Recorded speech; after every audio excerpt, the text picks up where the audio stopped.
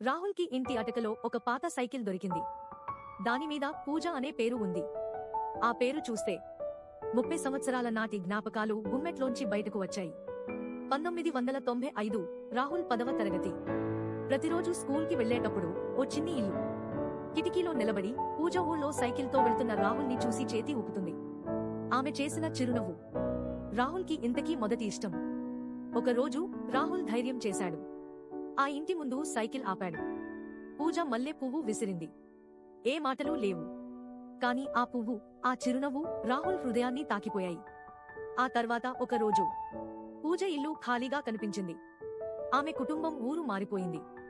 రాహుల్కి మాట్లాడే అవకాశం కూడా లేదు. కాని ఆ చిరునవ్వు, ఆ పువ్వు అతని గుండెలోనే మిగిలిపోయాయి.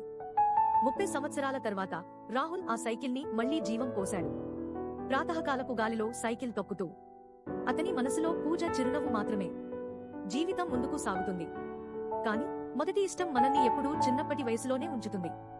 ఆ గుర్తులు మన హృదయాలకు శాశ్వతమైన ఊతం.